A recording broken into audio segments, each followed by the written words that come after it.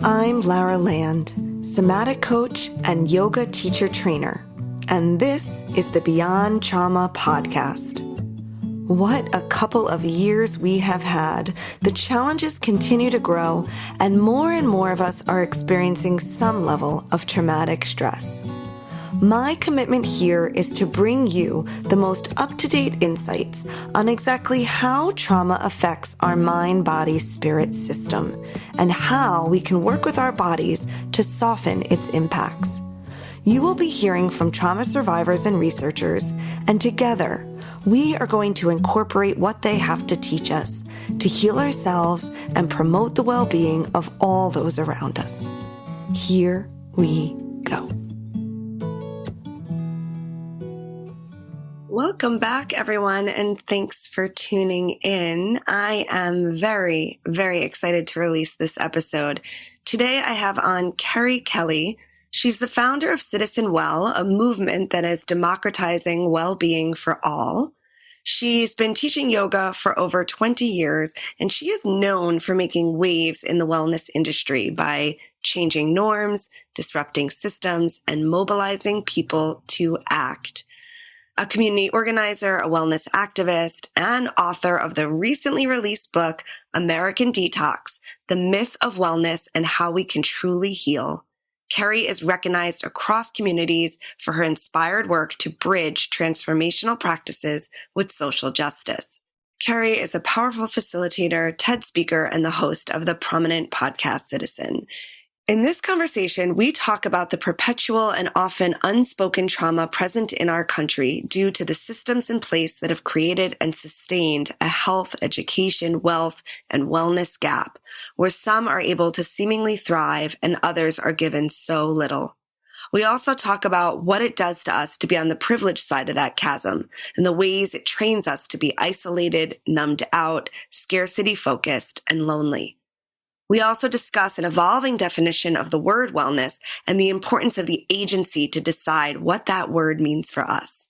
Friends, we cannot talk about trauma without talking about systems. In some ways, this is the first and very most important conversation that we needed to have on this podcast. And in many ways, we are just getting started. There will definitely be more speakers on to shed light on this important topic. I encourage you to really listen to this one with your whole body, feel how Kerri's words resonate, even where they trigger you, and make sure to listen all the way to the end where Kerri shares a very important message about how we all have skin in this game.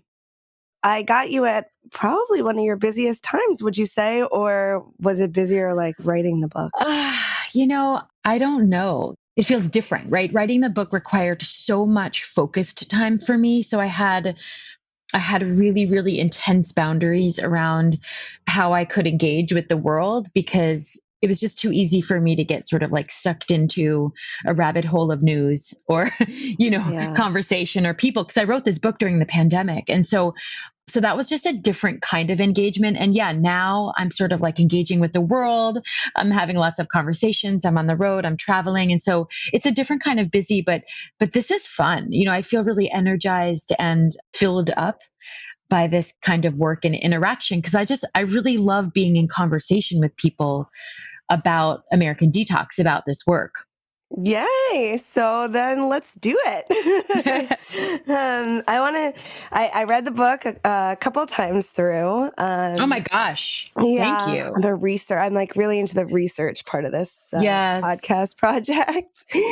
And, this podcast is kind of centered around trauma. So I was really looking at the book from that framework. Yeah. And in the book, you talked about two personal traumas that you went through. I mean, maybe there were more, but there were two that really stuck out to me. I mean, the overarching one is 9/11 and your loss, but there's also a sexual assault in there. And I wondered if you would be open to sharing a little bit about those experiences and how they impacted you. Yeah, I appreciate that. Well, and the thing that I'm learning about trauma, and I'm sure you could say more about this, is that I'm sure there's many things I've been shaped by that I'm not conscious of. So there's like the events, right? And the coping the patterns that came out of those events that have shaped me to this day. And certainly 9/11 was one of them. And also, my parents divorced. They got divorced when I was one or 2 years old, I think, right? So that was another really big shaping that, kind of made me who I am today, made me kind of the independent go-getter that I am. And yeah, and then I had, a date rape that I didn't talk a ton about, but I've also had, an abortion. Anyway, I'm just like mapping, like there are many things that have imprinted themselves onto me over the years, and having to reflect on them and the ways in which I've been shaped, the patterns that I've developed because of them, who I've become, right? The coping mechanisms, and also like how to heal, right? Like detox really is a reference to the ways in which we can untangle and unhook ourselves from some of the unhelpful and unhealthy patterns and survival shaping that we take on, right? That we develop, right? Because of the things that happen to us. But the other thing that I explore in this book that I don't hear talked about as much is the shaping of socialization, right? Like the forces of socialization and how pervasive, right? And persistent they are in how they train us, right? And condition us to play our prescribed roles in these systems, in these very unequal and unjust systems of oppression and privilege. And so that too was a big place of curiosity for me, Lara, because I've done a ton of like trauma informed work, and I've done a lot of work to really like become aware of the events that happened to me and the way they imprinted themselves on my body. And also like a lot of grappling with like how the person I am today has been shaped by those events, and not just in bad ways, right? Also in really positive ways, and probably because I've done a ton of work and a ton of healing around them. But the thing that's I'm really stuck around is how have we been imprinted by socialization, by dominant culture, by the messages we've been getting for as long as we've been alive on the planet from every direction, right? From the families that we've grown up in to the schools and the institutions that we've navigated to media, right? And culture and messaging, and what has been the impact of that in our bodies and in our minds, and in how like I've been shaped around whiteness, and how I've been shaped around thinness, and how I've been shaped around my gender, right? My cisgender in a patriarchal context, and how I've been shaped by capitalism and scarcity mindset. So those were also some like really big questions I explored in this book that I believe, right, imprint themselves in similar ways to trauma. Yes. You said a lot there. Absolutely. And I like how you made that connection. It's like, what is trauma, right? The impact is some kind of, I love how you describe it, reshaping or imprinting, and it stays with us, right? So we're changed by these events. And I just had someone on, a psychologist, who spoke about that all the research is about these like sort of big 9/11 events or war. And we're actually finding that people can recover quite well from those kind of singular large events, but this kind of unceasing takeover, right? Of the way we think by this social conditioning that you're describing may just be a lot harder to actually recover from. Yeah. And I don't know that there's a lot of research around it, to be perfectly honest. I did, I obviously like looked everywhere. Yes, you did. I like looked under every rock. There's some really great work by Bobby Harrow, who is a professor of sociology, around the cycle of socialization and how pervasive and persistent it is. And that's when I started to get really curious.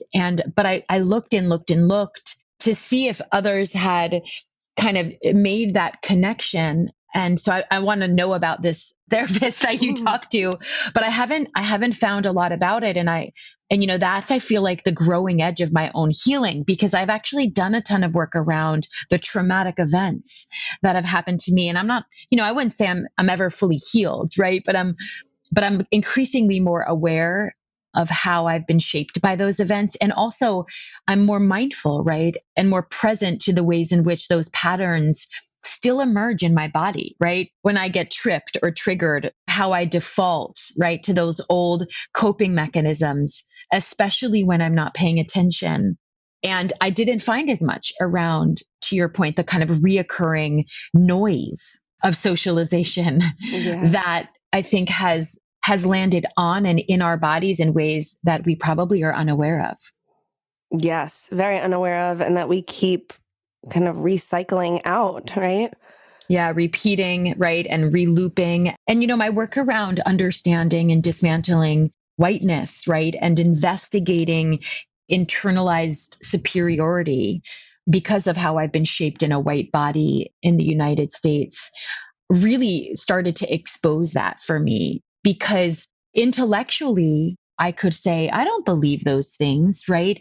But behaviorally, right, the way that whiteness moves through my body, right, through my actions, my behaviors, my interactions, my reactions, indicated to me that I had a lot of work to do, that there was some stuff that I had internalized that I was unaware of that was, not just acting itself out in the world, but was obviously reinforcing and replicating really toxic and harmful ideologies and patterns and dynamics in the spaces that I moved in the relationships that I exist in. And so anyway, so that was an invitation for me to like go deeper and take a harder look at myself. It seemed like, Kerri, that the personal traumas that you went through led you to yoga, and that the yoga was a part of the healing, but then was also part of waking you up to some of the systemic problems that we have, because you saw them being played out in yoga spaces and you saw that lack of connection to like the greater. So it became, so this thing that was like Yes. healing you and was focusing on you also had a strong limit and was doing harm. Yeah. Yeah. I mean, it's funny because when I think about all of this is very paradoxical for me because, I was called to yoga after 9/11 because I was navigating the unimaginable and I was lost and I was grieving and I was in pain and I didn't know how to make sense of the world anymore. Like everything that I had learned up until that moment was just like destroyed by that event. And I just say that because I think a lot of people are turning to wellness and to practice right now. And in this particular moment, that is also a moment of uncertainty and great calamity and suffering. And it's no wonder, right? Like that folks are like, how do we show up in this moment, right? How do we face the uncertainty and the chaos of this moment? And so I resonate with that deep, desperate yearning, right? And I also want to just acknowledge that a lot of what hooked me, I think, when I look back and I'm really honest with myself, was the false promise of purity, was this idea that I could escape my pain. Mm-hmm. That I could transcend the suffering, that I could purify myself of all of my, all of the socialization that of all of the trauma and shaping, right, that we were just talking about, that I could perfect, right, myself. There was a real promise of perfection. Even when wellness was selling me the idea that I didn't need to be perfect, it was telling me that I had to buy more. Yes. Or be more, right? And so it was insidious, right? The ways in which I was sort of hooked into that culture. And, right, so this is like the big both and. To your point, I think that when you really do the practice, and I don't mean just the asana practice, but even that sometimes can be incredibly powerful and profound. But when you're really doing the practice, I do think it is inevitable that the practice will reveal the truth, that it will become impossible for you not to see and not to reckon, right, with the whole of who you are. And that's exactly what happened to me, right? So I got hooked on, if you will, the toxicity of wellness and the allure, the carrot stick. But through the practice, I actually think I woke up to clear seeing. And then I had to reckon with the contradiction, right? The paradox of wellness, that wellness is also situated inside of these very unequal and unjust systems and isn't wellness for all people, right? It's really wellness for some, wellness for the privileged, wellness for white people, right? Wellness for able-bodied people. And so that's when I started to ask really hard questions about, why do I get to benefit and be well when so many are suffering, so many are denied very basic human conditions? of survival, much less thriving. And that's when sort of my orientation around wellness started to shift. I started to not think of wellness as your warrior pose or how long you could sit in a meditation, but I started to think of wellness as whether or not people were getting paid a living wage, or whether people had a roof over their head, or whether they had clean water and access to healthy food. And that's sort of where my practice has gone. Yeah, I was going to ask you where you are with your practice and how you define that today. So that's...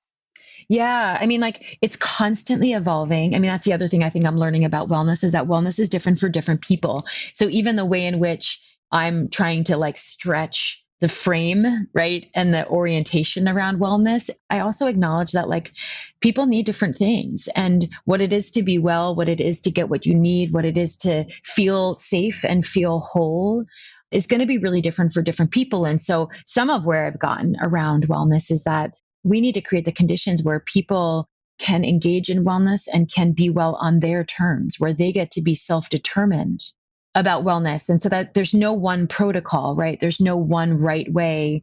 There's no one way in which wellness looks, which is often what we see in magazines or advertisements, or even at the front of a yoga studio, right? Who's leading the classes. But that wellness can mean any number of things in any given moment, and that it changes for me all the time. That is really beautiful, Kerri. Yeah. Because it really goes back to agency, which is, what the main thing that's lost in a trauma. Yes, 100%. I love that you just said that. And, so much of like the service part of wellness, right? We see a lot of people being called to karma yoga or serving is around increasing access of wellness services, which often excludes agency, right? And I saw a lot of people over the years, especially with my work with Off the Mat and Into the World, and just being in community, advocating for the democratization of wellness, that people would assume what that means is bringing meditation or yoga into spaces where it doesn't exist. And I would often ask those people, like, how do you know that's what they want? How do you know that's what they need? So when we get in relationship and we show up from a place of curiosity, right? And we build trust with communities and in relationship. And often when we ask people like, what do you need? What do you want? Rarely do they say, I want meditation. Often they say, I want to get out of poverty. I want to be able to walk down the street safely and not fear for my life. I want my kids to have the best education, right? And to feel safe growing up. That is so much of what I heard from people who aren't, part of dominant wellness groups about what it means to be well. And so that shifted everything for me. I was like, oh, wait a minute. Like we have to stop assuming we know what people want. We have to stop doing like wellness missionary work in the way that we like bring wellness and assume people want what we have. And we need to start asking questions and building relationships and listening. And that to me is where the wellness practice, that's to me is the growing edge of the wellness practice and the wellness culture, if you will, is to start to stretch our imagination around what it looks like and what it could be. Wow, that's beautiful. That's given me a lot to think about, as did a lot of your book. I mean, the striking statistics around the well-being gap, around life expectancy that you lay out in the book is really, really shocking. Yeah, the well-being gap, that was an idea that when I started to think about wellness as the many critical social and economic issues of our time, I started to look at all the gaps, right? The education gap, the income gap, the opportunity gap, the health gap, and started to really be an inquiry around what is in the way of people being well, right? And what is the gap between those who get to be well and those who don't? And that's how I define the well-being gap, the unequal conditions, right? That the unequal conditions and the deeply unequal systems and structures, right? That have been designed to keep some people well and others not, right? That determines who gets to be well and who doesn't. And that can look like a lot of different things, right? It intersects with the medical industrial complex. It intersects with the prison industrial complex. It intersects with our education system, right? It intersects with climate change. And the places, right, the front lines of climate change where some communities are facing the deeply disproportionate impacts, right, of environmental degradation. And so anyway, so to me, like wellness demands that we ask really hard questions about what's in the way of wellness for everyone, but also start to see and consider how wellness is actually in many different sectors. It's an issue that is all encompassing and can intersect at many different levels and in many different sectors and issues. And that's how we have to play. Yeah. Yeah. I'm just, as I'm listening to it, I'm thinking about this and I'm thinking about the listener listening. It's like, and we're back to a topic that we've hit on a couple times here at the podcast about how to move. Like you hear all that and you feel that overwhelmment, right? I almost go into that triggered state of like, whoa, that's like, how do I, right? Like, how do I, little me, like affect all of that, right? And so like, I'm wondering for folks that are like, yeah, I want to do something. I want to do better. I mean, Kerri, you've done so much. What would you advise them? I mean, I think that, and I just want to validate what you're saying, because I think the overwhelm and also right, our access to social media, just the information overload, our nervous systems aren't meant to hold this much. It's reasonable, I think, to be overwhelmed by what's happening in the world and by the complexity of it and the enormity of it and the calamity of it. And I think it's really important as we feel into those feelings. Well, first of all, I think it's important that we feel into those feelings, right? And pay attention to the ways in which we want to numb or disconnect or escape, right? And wellness is a part of that offering, right? Often it says like positive vibes only, like don't do that, disconnect. Self-care sometimes, right, can be misunderstood as a way in which you get to escape reality. And I think it's really important for us to understand that we're actually not alone, right? I think some of the toxic culture of individualism that we have internalized in our bodies and in our minds makes us feel like we're the only ones that can save the world. And we're alone in that. And only we, know what's best for everyone. And I think that is overwhelming for the system. The cost of individualism is that we've actually come to believe that we're alone in this, and therefore we isolate ourselves. Yeah. We refuse to reach out. We think it's a weakness to ask for help. And so to me, the very first step is to realize that you're not alone in this. And often the way that we do that is we show up. Sometimes we show up on our block. Sometimes we show up for our neighbors. Sometimes we join a group. Sometimes we support an organization in solidarity. Sometimes we hit the streets and we march. Sometimes maybe we risk our bodies in civil disobedience, right? Sometimes we vote, right? Voting is a beautiful ocean of engagement. And so I think like when we engage, we remember the truth of our interdependence and that we're actually not alone in this. It's not up to us to solve all of the problems. We're a part of something much bigger than ourselves. And when we have an embodied and visceral experience of that, I think that quells a lot of the overwhelm, right? And it combats, right? It counters that deep-seated belief, right? That we are individual and separate and alone and out on our own.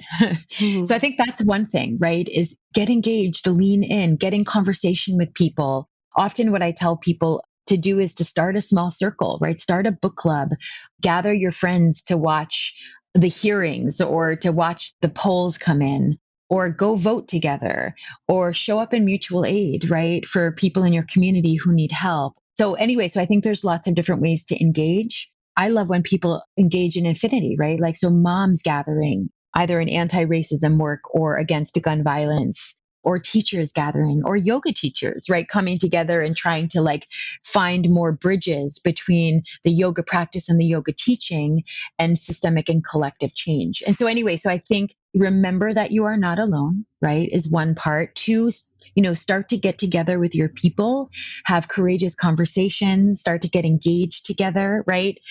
And often what comes out of those two things is a greater capacity to hold the many challenging and complex issues of our times, right? I mean, that to me is what the practice is about. It's about building our capacity to show up despite everything, to show up for the many uncertain and emerging events and crises and needs, right? that are emerging every day.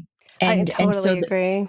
right? Like, and Yeah. so the yoga, the meditation, but also the community building, the courageous conversations are a way in which we can build muscle. Resma Menakem calls it reconditioning. It's like doing reps. We need to do reps to build a greater capacity to show up for, I don't know what, but for something.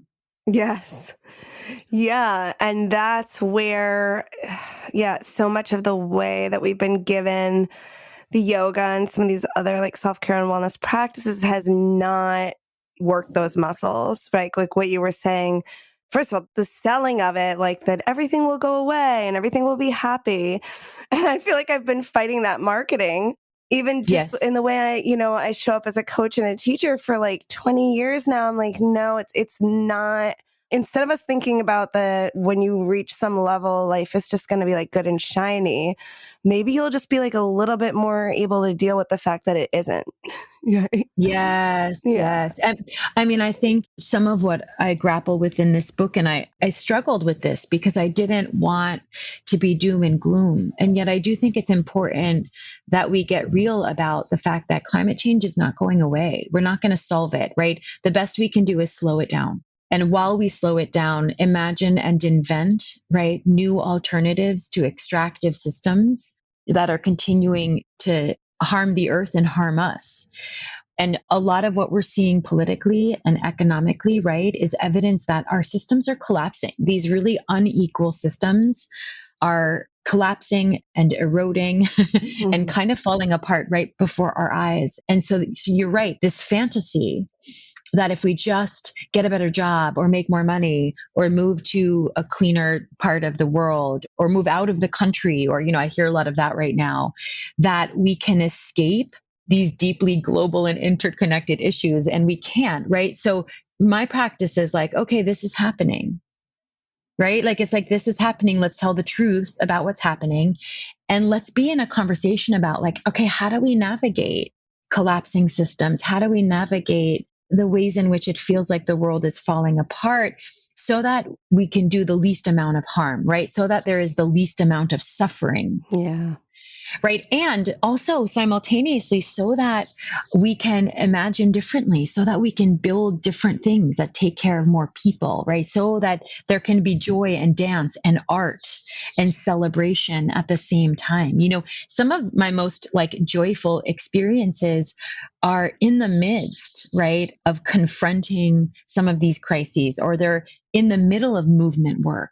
That's where I feel the most joy and possibility is actually when I'm doing the work of engaging in navigating or showing up or resisting or demanding better for ourselves and one another. And so that's sort of my practice right now. It's not like, how do we turn everything around entirely, or how do we cure everything, or how do we fix? It's like, no, how do we walk through this really messy, hard moment together?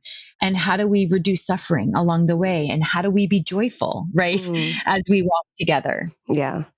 I 100% agree, Kerri. I find that, it's when I sit around and think about it and, do the doom scrolling you were describing earlier, like, yeah, then I feeling in that overwhelmed space. But the second I just take an action, like, Yeah. I've been making calls for gun violence this week and like, just doing something, right? Immediately, like, I feel joyful. I feel like a little Yeah. more empowered and like actually the capacity builds to do more.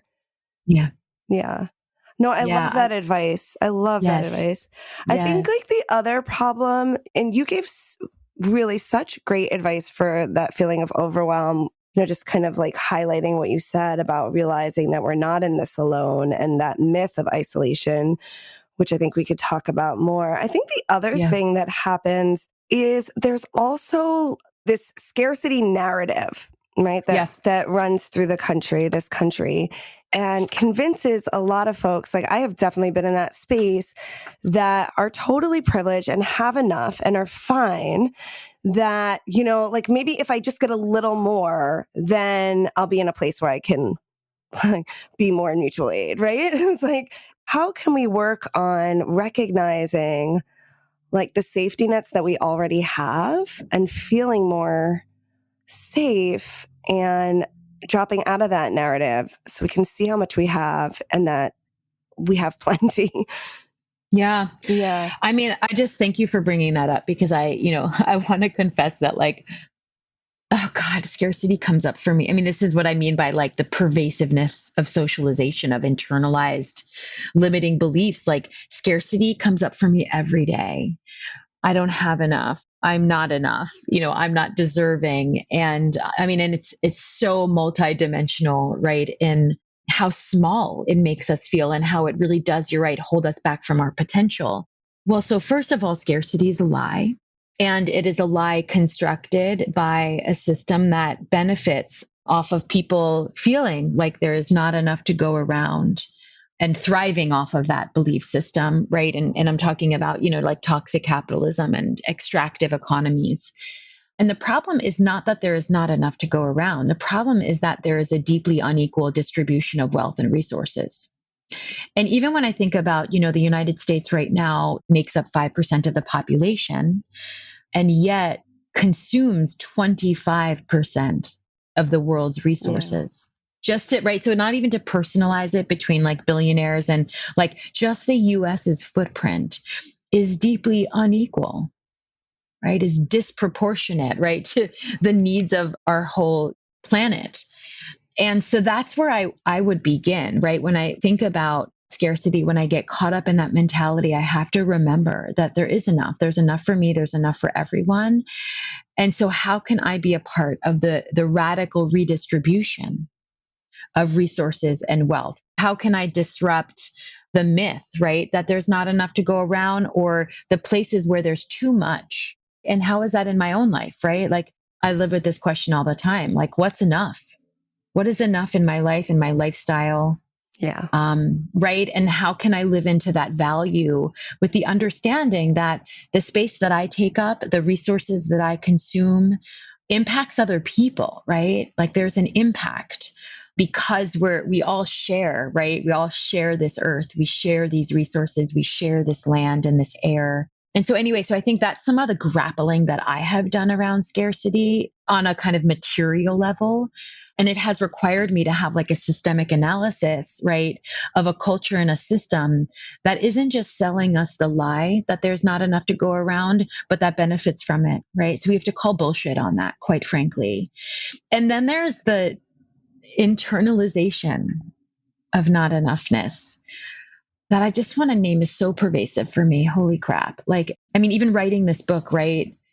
I mean, you can see like when your listeners read this book is really dense and there's a lot in this book, right? So like the book in and of itself, I think is an embodiment, a demonstration of like all of the ways in which I was like, there's not enough. I have to put more in the book, right? I have to tell more. I have to add more footnotes. I have to give more resources. And, and even when I finished the book, it felt wholly inadequate, right? And I had to be at peace with the reality that I did the best that I could. And it's not perfect because there is no perfection. And it probably could be better, right? I'm sure I made mistakes in this book. And I did the best that I could. And I hope that it does its part in the world. And so anyway, so like interrogating those thoughts, those narratives within ourselves that we tell ourselves, about who we are, but also that instruct the ways in which we engage with resources and with the material world, with others, right? With enoughness, right? With money and wealth. I think those are really important questions we need to be asking, not just because I believe we deserve better, and we can share. My friend Mark Gonzalez, who I interviewed for chapter 8 in this book, this quote doesn't make the book actually, but there was one point where he said, we tell our kids to do. We have to like play good in the sandbox together. You know what I mean? And he's like, we don't play good in the sandbox together. Like in fact, we don't share. Yeah. And we tell our children, we say, share that toy.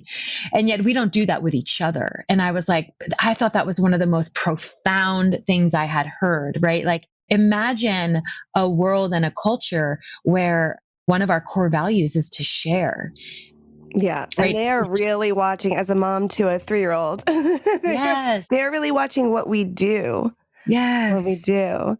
Yeah. And there's so many, I wanted to continue, but I just wanted to stop you, Kerri, because I'm still with you on like sharing vulnerably.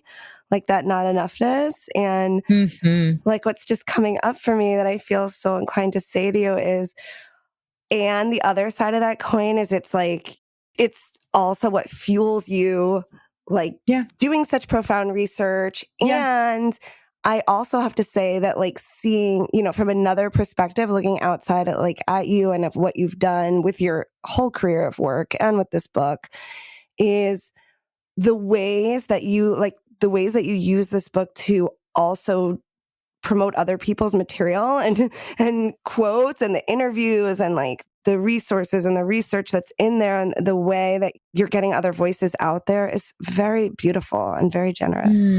Thank you for sharing that. And I'll share a quote that I learned from my dear friend, Michelle Cassandra Johnson, that I feel like speaks to I don't know if you'd call it like a contradiction of not enoughness, but what she says is, yes, we are enough and we can do better. And I like that almost feels like my mantra. Yeah. Like, yes, we are enough and we can do better. And it speaks also to accountability, right? And curiosity and knowing that we're all works in progress and we should be moving, right, in the direction of wanting to do better, of wanting to be better, of wanting to grow, right? And contribute in more radical and impactful ways. Yeah, I'm taking that in. That's beautiful. That's that both and. Yeah. That complicated stuff that's, hard to put in a meme, but it's really, these are the conversations that I feel like are so important to be having. Yeah. Yeah, I really appreciate you and what you're bringing to the table. Thank you, Lara. I mean, I'll share that like what gives me, and I'm an organizer at heart. Folks are like, you're an author. And I'm like, I don't even know what that is, but I am an organizer and I am a weaver. And I know that I am that because that is the work that gives me energy, right? That is the work that fills me up. That is the work that nourishes my soul and keeps me going. And I get fueled by conversations like this. Like I get by like the resonance that you and I are feeling with each other as we like, yeah, me too. And oh my God, I feel that. And oh, thank you for saying that. And right, like that kind of interaction and relationality is actually food. And it keeps me going and it keeps me feeling like there is possibility for us, right? Even despite the really hard and messy things that we're facing right now, the tragedy after tragedy that we're exposed to, and what feels like an avalanche of adversity, I feel possibility in relationship. Yes. And in conversation with people. And it reminds me that we're not alone. And it also reminds me that we are actually changing. We are actually moving in the direction, right, of transformation and of becoming better together. Yes, I agree. And I'd love for you to maybe speak a little bit about your role as a weaver and some of your work maybe with CTZNWELL and kind of share with us where that's at. Yeah, I mean, it's ever evolving and changing. And I'll share that that's one of the things I learned along the way is that you make a thing. I'm sure you can resonate with this. You make a thing, you launch a project or you write a book or, you start an organization like I did with CTZNWELL and you think it's going to do one thing and then the world changes. Yeah. and if you're paying attention and you're brave, you realize that it needs to do another thing. And when we first built CTZNWELL, we tried to build it like the NRA. We were like, okay, there's 80 million gun owners in the US and they're all a part of this NRA. And the NRA clearly has so much power politically in government and is a culture, but also it's a force, a political lever. And so we were like, well, what if we built a wellness version of that? And so that's what we did. We built an organization that was doing, nonprofit culture change work, but that was also trying to do advocacy work. And that was also, anyway, and that was sort of what we built. And then when Trump got elected, I had been organizing people on the ground and in the field to show up in solidarity with different issues. And when Trump got elected and 53% of white women voted for Trump, I was like, oh shit, I think our work needs to be different. Like there's too many people who haven't come along in culture and in the conversation. So we started to shift gears and we were like, what if we redirected our energy and our efforts in starting to inspire courageous conversations at a community level and doing more culture shift work and putting out products that were more far reaching and that challenged some of the dominant culture that was hooking people and convincing them that he was the right leader for our times. That was just, I was flabbergasted by that. And we saw a lot of that emerge during the pandemic too, right? That wellness folks in particular were really vulnerable. Yes. To anti-vax messaging and to Yeah. QAnon and to refusing mask mandates that protect our family and our friends and our neighborhoods and our communities. And so that's sort of where we chose to pivot and intervene and have been sort of trying to just like shift the conversation ever since. And so I just share that because that's been a big lesson for me. And like, sometimes you build a thing to respond to a need and then the need changes. Yeah. And you have to be willing to adapt and shift. And so where we're at now is, well, CTZNWELL is sort of what I call it's like sort of the call to action for the wellness community to bridge their personal practice with politics, but also to learn the skills, to get the tools, to be connected with the people and the leaders and the organizations on the front lines so that the wellness community can start to show up in mass for the political needs of this moment.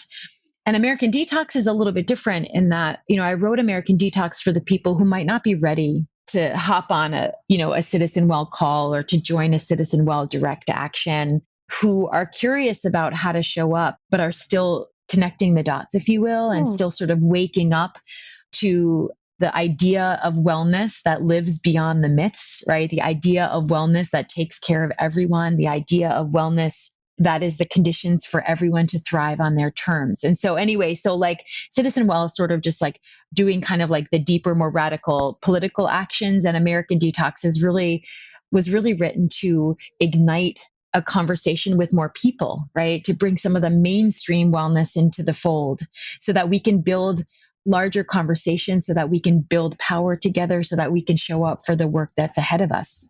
Oh, wow. Kerri, that's really good to know.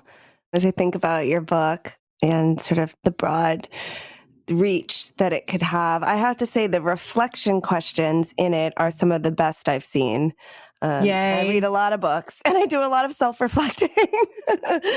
Like I'm the one that stops and does those portions, and they are good. They are good. Yay. Yeah. Thank you for saying that. Those are, I had to I revised them a number of times, and I was like, what are the questions that hit me in the gut? Like that was sort of my criteria. They do. They hit me in the gut too. I mean, for me as well, and, so much of what shakes the tree for me, especially given how proximal I am to power and privilege, how much I benefit, right, from these dominant systems that I'm challenging in this book, is I have to reckon with the cost of a lot of these ideologies and limiting beliefs and dominant paradigms on my body and on my well-being, on the people that I love, right? So those were some of the questions that really shook me to the core, and that's why I included them. Yeah. I mean, as we sort of head into our close-ish, maybe you want to speak a little more to that. I mean, we did a little bit with the isolation, but I think there's more to say there. The way that I'll talk about what you're naming is that so often, especially for white folks or folks with a lot of privileged identities, our point of entry into this work is through service. It's like, how do we help other, right? Or how do we do our part, or how do we show up for folks who are being marginalized or harmed or oppressed by these systems? And I think that's a great intention. I think that's important because I think we should care about each other, right? We should care about other people. But I think often what that reinforces is this sort of this separation and this idea, this maybe unconscious belief that these deeply entrenched systems and cultures are actually not impacting us. That the system of white supremacy only harms people of color, or that the system of capitalism, right, is only causing suffering for those living in poverty, or that, the legacy of colonization, right, only impacts the colonized and not the colonizer. And so a lot of what I've explored in my own practice, as I've reckoned with the understanding that It's not just about helping others and trying to be a so-called good ally or show up in solidarity. It's also about helping us, like all of us, right? Because when we understand ourselves as interdependent, as inseparable from one another, when we understand that our well-being and our liberation and our destiny, right, is bound up with one another, then we actually come to realize that we are all impacted by these systems, that they are harming all of us, though disproportionately, right, based on where we're located, which means that we have skin in the game. Like we have a stake in this. It's not about another person where you get to I find that when people have that sort of belief, they get to opt into social issues or critical issues, and then they opt out because they don't think it has anything to do with them. It's someone else's problem. And I think some of what I came to understand in my work in the world and in writing this book is that these are all of our problems. These are all of our problems. And so a lot of these questions about what is the cost? What has white supremacy cost you, right? What has the culture of individualism, right? The culture that tells us that we are alone, that we must be self-sufficient and self-made, that we're not allowed to ask for help, that we don't need anyone. What has that cost you in your life, right? What is the scarcity mindset that says you're not good enough and there's not enough to go around? What does that cost you?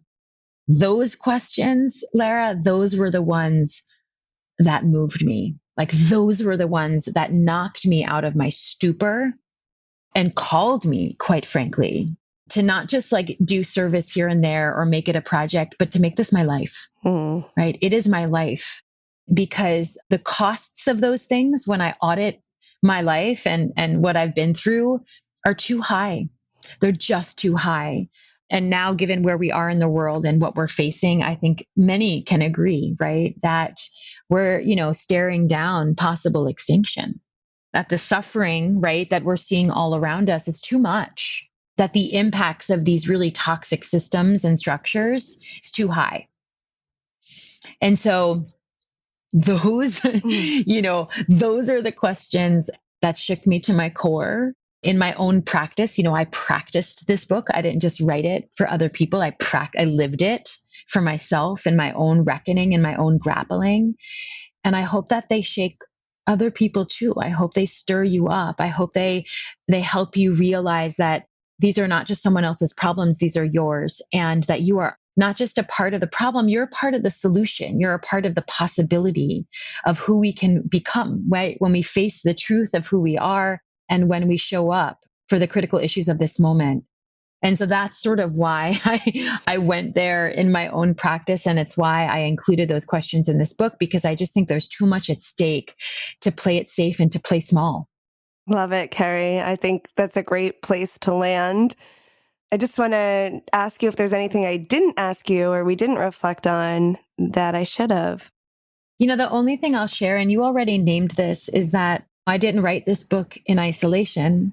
And what I was able to write in this book is the accumulation, the aggregate impact of so much teaching and wisdom, so many teachers and people who showed up for me and inspired me, but also held me accountable, who challenged me, right, to do better.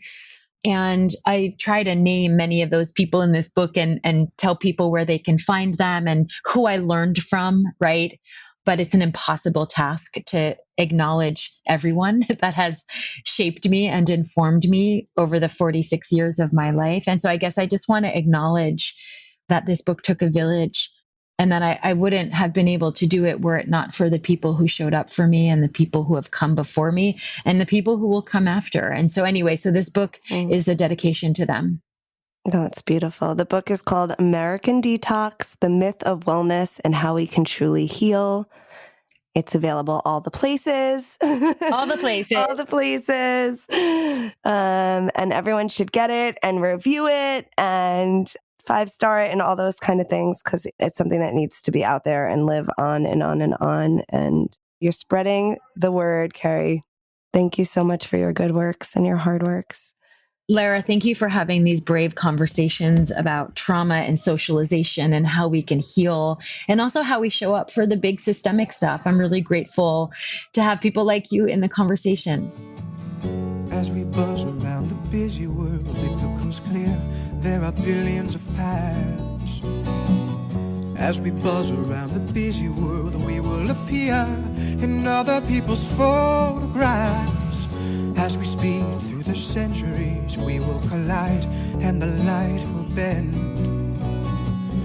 We will be accidentally immortalized in someone else's land.